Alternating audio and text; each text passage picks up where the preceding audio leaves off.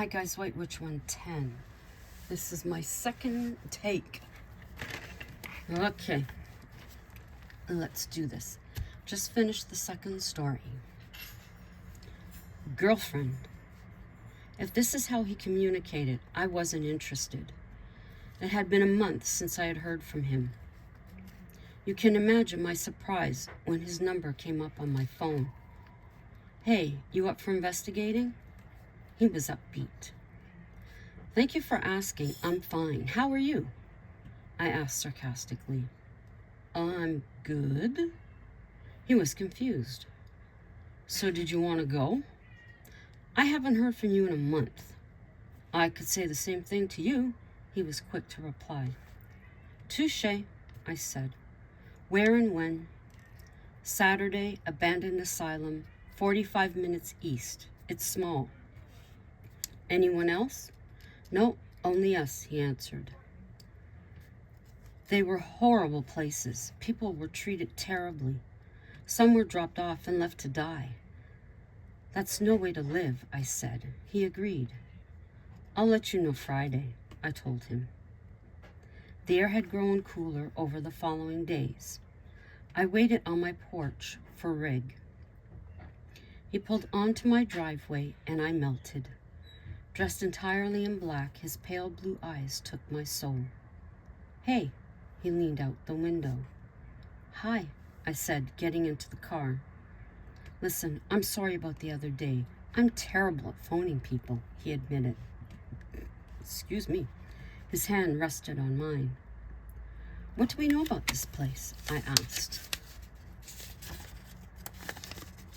Pages are stacked. It's Boysen Asylum, named after Thomas Boysen. He was the first doctor to treat mental illness in the area. He was one of the better doctors. He left 4 years later for a job on the West Coast. I don't blame him. It's beautiful there, I told him. I had a mind to move there, but obviously I didn't. A couple of doctors replaced him, a Dr. Fisher and Dr. Miller. They both had their own agendas. They seen the asylum as a way to make money. The more patients, the better. They were soon at capacity, Rig continued. The usual story unfolds, I added. Staff are overworked and underpaid. I can't understand how these places continued as long as they did. I know. A parade of doctors and nurses went through those doors. In the middle of it all, a few patients went missing. How do you lose someone? Easy when you don't have sufficient staffing, Rig replied. How many people died there? The official number was, I was told, 80. We all know it was higher.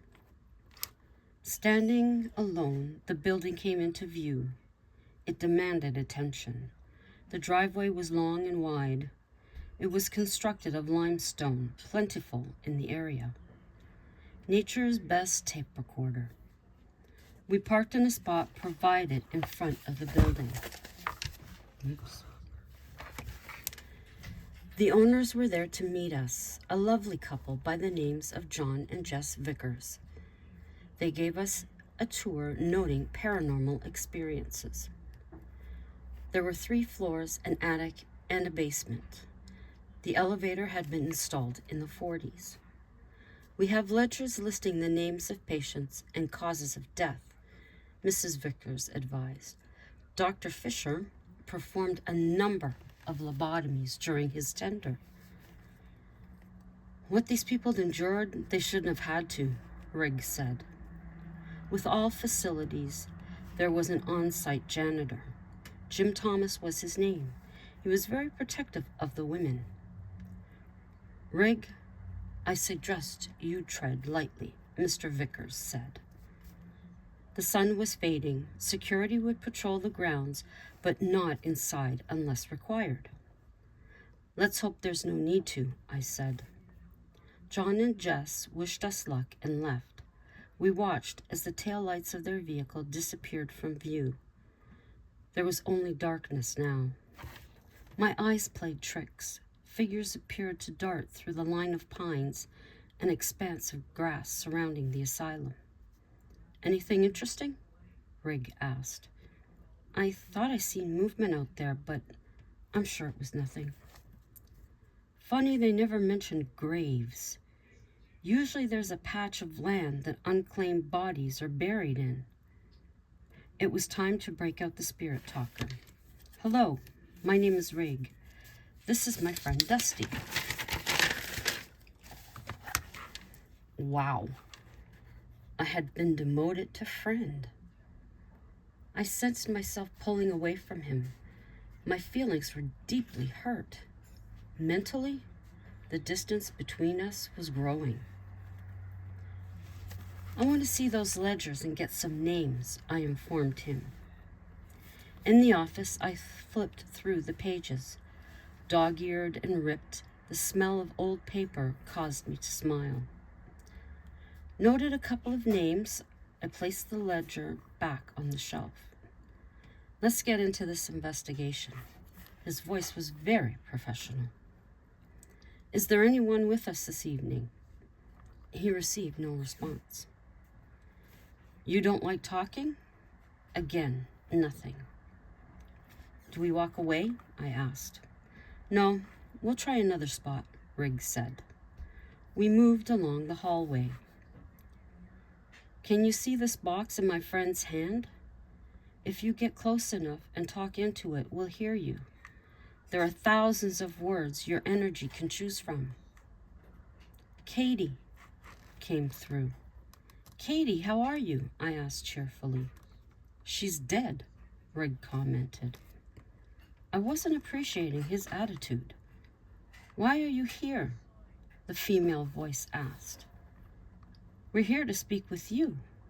I want to know what it's like on the other side," I answered. "I'm alone." A very sad tone. My heart was breaking for this poor woman. "Listen and help me," came back. We stood in the decaying hallway. Little sounds from each room echoed through the space. A hard slam came from the end of the hall. "Oh my God," I jumped. "Sorry, I wasn't expecting that." I was embarrassed. "When did you die?" Rig asked. No response. "Where to now?" I asked him. "Let's go to the boiler room." I didn't want to step foot in the basement. All the creepiest things happened there. Dampness hung in the air. I felt it on my skin. I would need a shower as soon as I got home. We could make out the door to the room. It was wide open. Was it welcoming us? "Don't go inside," a voice shouted through the spirit talker. Didn't take much for me to stop in my tracks. "He's peeking around the corner," came a voice. I wondered which corner. "He doesn't like you." "Is that me or you?" Rig wanted to know. We heard clear, heavy footsteps coming towards us. Rig peeked around the door. No one was there. "Do you smell that?" I asked him. "It's cigarettes and body odor." "That's not me." "Jim, is that you? Are you here to protect me?" I held my phone out. "Yes," the spirit talker said. "Do you still care for the asylum?" I continued questioning. "Yes, yes," came twice. "Are we in danger?" I was sure the answer was no. "Yes." "Does this guy know any other word? Why are we in danger? There's security outside." Rig scoffed at Jim's response. "Maybe there's a glitch in the app," he was reasoning. The metallic sound of the boiler room door closing had us both up running. "Can we open it?" My breathing was labored. I had visions of us trapped till morning. I didn't want an investigation like this. "Sure, it will open with some muscle." He pulled on the oversized door. It took a couple of tries. but it finally budged. I exhaled, giving thanks. "Let's get out of here," I said, crossing the threshold. "Ouch!" Rig grabbed the back of his neck. "What happened?" I instantly began to search for wires. "There's nothing here. Let me see."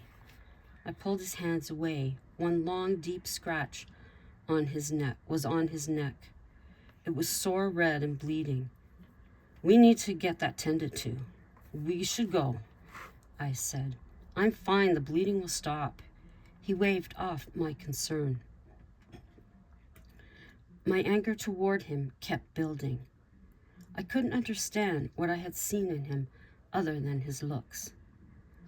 I had made up my mind this was the last investigation with Rig. I wasn't comfortable at all. From the basement, we climbed terrazzo stairs to the top floor. Hang on. "Is there a George book here?" Rig asked out. "The ledger says you died of a heart attack. Is that right?" Rig held his tape recorder in his hand. He waited a few minutes for a response. "Why do you stay here? You're free to go. You're not tied to this place. You don't need to answer to anyone." Playing back, there were no answers. "They really don't like you." I felt some satisfaction. He glanced at me. "Is there anyone here? How come you stay? How were you treated?" He had high hopes this time. "Shut up," came loud and clear. Spirit had a message. I had to laugh this time. "What's so funny?" "What do you think? A seasoned investigator can't get a response, but I can." Yes, I was smug about it. In that same moment, I felt a pang of regret. "Okay, the night's over." Rig was upset. "Why, because I said something you don't like?" "Let's go." He began to walk away when the elevator door opened. He held his arm out. "Wait." It was obvious someone was inside. We could hear the car moving ever so slightly. Rig slowly moved forward, making sure I was behind him. There was a figure moving inside, tall and thin. What were we going to do? My phone. I had security's number. I got ready to press it. A few feet closer, we heard someone clear their throat. I took his arm, pulling him back to me. "Don't leave me alone," I whispered. He motioned me to stay put. He jumped in front of the open car. It was empty. "No one's here." "There has to be. We both heard it." But there wasn't anyone there. But the smell was horrible. "What's rotting? I think I'm going to be sick." I began dry heaving. My stomach was cramping in soreness. My legs gave way. I was on the floor. It was disgusting. More than dust covered it. Papers torn in pieces everywhere. Rig placed his hand on my back. "Are you okay?" "Yeah, I'm fine." I struggled to my feet. "Come here." He threw my arm over his shoulder and walked me to a nearby room. "Sit down." I sat on the side of the bare mattress. "What was in there?" I asked. "I don't know," he said. We hear the footsteps coming closer at a fast rate. We need to hide. I was in full-blown panic. A dark figure ran past the open door. Rig was up in a shot.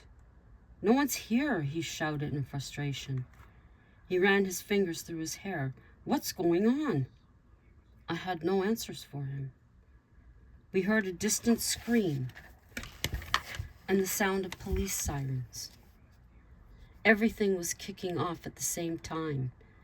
It was a sensory overload. Lights were flashing outside, red and blue, the sound of engines. This was the most unsettling evening. And I think I'm going to leave it there. I can't mark it with that. When you need a pen to mark a place, you can't find one. Okay, I've marked it. I will continue this tomorrow. Yes, I'm going to leave you hanging. I have a couple of crafts that I'm going to be doing. One is for Halloween for work, and the other one is a little something for me, which I will be using these. Got them at Dollarama. Everything opens with a tear these days. And I'm fighting to get it open. And it's 4, no, more than 4. It's 5 squares, but I won't be using all 5. I will only be using 4 of them for a little something for myself. I can't get that out. So maybe I'll use part of one of these. Oops, sorry, part of one of these in it. You never know. But yeah, so that's one of them. I just have to, excuse me, Google for some pictures, 4 pictures to use. And the other is going to be used with this. I had used one of these before. We had first started where we were. So that'd be 2016, maybe 2017, 2018. I used one of these. And then it ended up getting a gouge on the face and it went down the chute. So I picked up another one today. This was $4.50 at Dollarama. And I believe these wooden planks would have had to have been $1 because there's no tag on them. I'd also picked up a couple of things for work. I looked for the creepy cloth. They had it, but they had it in gray. I don't want gray. I want black. So I'm hoping that they get it in black, or else I might have to take a trip to Dollar Tree and see if they have it. Maybe. Or maybe go to the... I don't really want to go to the Dollarama at Billings Bridge. But, or I'm going to have to order it off of Shein. One of the two things. But anyhow, we've been given the go-ahead to start decorating. So we're going to start taking things in starting tomorrow. No, not tomorrow, Monday. Hubby had thought to bring the container with everything into work. Doing it today with people doing their shopping and that, we wouldn't have been able to take it in the wagon that we have on the bus. And he didn't think that it would go into the trunk of one of the taxis. And we don't want to listen to them complain. We went through this once before from work coming home. Last year before. So he didn't want to go through that. So it's out on the balcony. We have the 2 boxes. I should put them out there too, because they're in plastic bags. The boxes have the Joker and Pennywise, the candy bowl holding guys. So yeah, it's too bad I couldn't get someone from work to come, but we leave so early that they could come and put it in their car. But we'll figure it out. We may just end up like hubby said, just putting the stuff in bags like we normally do. But it'd be so much nicer to put them into a car. I thought if we asked the taxi guy that usually takes us, Eugene, if we asked him, maybe, because one of us could always sit up front with him and the other one could sit in the back with the container. So I don't think he would have a problem with it, but we'll figure it out. So anyways, stay tuned tomorrow for the next part of the second story. As I said, I just finished it. It is a total of 16 pages. And now the mind has to start turning the wheels for the next one. But anyways, tune in tomorrow. Till then, ciao for now.